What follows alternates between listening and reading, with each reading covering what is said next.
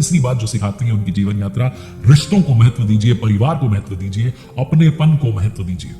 भगवान श्री राम सब जानते थे, लेकिन पिताजी के वचन को टूटने नहीं दिया। उनकी माता कैकेयी ने जो वचन मांग लिया उसका अपमान नहीं होने दिया, बल्कि हंसते हंसते वनवास के लिए चल दिया।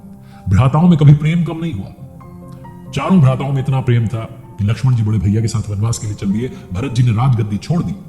यह सिखाता है कि भाइयों में प्रेम होना कितना आवश्यक है।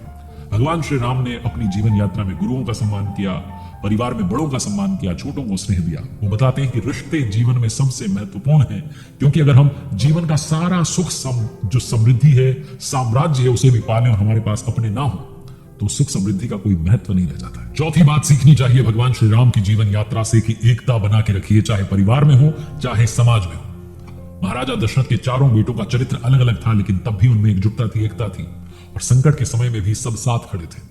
आप चाहे जितने बड़े हो जाएं, चाहे जहां पहुंच जाएं, अगर आपके आसपास अपने नहीं हैं तो उस सम्मान का, उस समृद्धि का, मैं जैसा बोल रहा हूं, कोई मतलब नहीं रह जाता।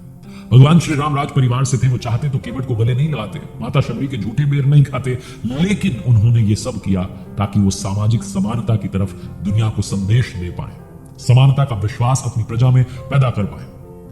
जब लंका पर चढ़ाई करनी थी तो उन्होंने वानरों की सेना को भी अपने साथ में लिया, सबको संगठित किया, सबको एकजुट रखा, और तब जाकर के लंका पर जीत हासिल की।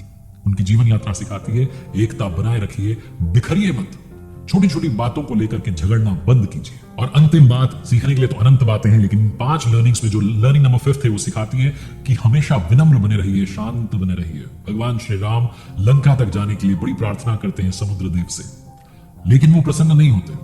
अंत में थोड़ा सा उन्हें क्रोध आता है, समुद्र देव दर्शन देते हैं और फिर जो है रास्ता जो है वो आसान बना देते हैं।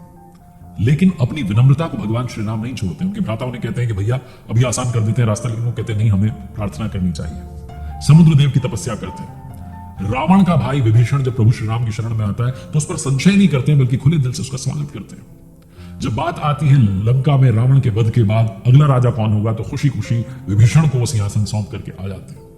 यहां तक कि भगवान श्री राम ने रावण को भी कई अवसर दिए कि वो समझ जाए, सीख जाए, सही रास्ते पर आ जाए। वो तो रावण आने को तैयार नहीं था, इसलिए उसका वध करना पड़ा। प्रभु श्री राम की जीवन यात्रा सिखाती है कि जीवन में विनम्रता का साथ मत छोड़िए। जब तक आप विनम्र रहेंगे तब तक जीवन में खुशियां, जीवन में अच्छे पल आपके आसपास ही रहेंगे। जैसा मैंने कहा कि सीखने के लिए अनंत बातें हैं, लेकिन कुछ और बातें जो बड़ी काम की हैं। भगवान श्री राम सिखाते हैं कि आगे बढ़ने के लिए दृढ़ संकल्प काफी है। इसके बाद में फिर कमी चाहे जिस चीज की हो सब पूरी हो जाती है, चाहे सेना की कमी हो, चाहे संसाधनों की कमी हो। एक युवा मन ने जब वन गमन का फैसला स्वीकार किया तो फिर विचलित नहीं हुए। उस समय जो रो रहे थे उनके परिवारजन, उनको भी कहा कि संयम बनाए रखिए, साहस बनाए रखिए, वापसी अवश्य करूंगा। अनुचित भाषा का प्रयोग कभी भगवान श्री राम ने नहीं किया। हर किसी का स्वागत करते थे, मुस्कुरा करके उसे अपना बना लेते थे। कभी उन्होंने ये याद नहीं रखा कि किसने मेरे साथ क्या व्यवहार किया, बदले में उन्होंने सबके साथ अच्छा ही व्यवहार किया। और कभी अपनी महानता के बारे में नहीं सोचा, ना इसका एहसास कराया। विनम्र बने रहे, वचन के पक्के रहे और बड़े से बड़ा त्याग करते चले।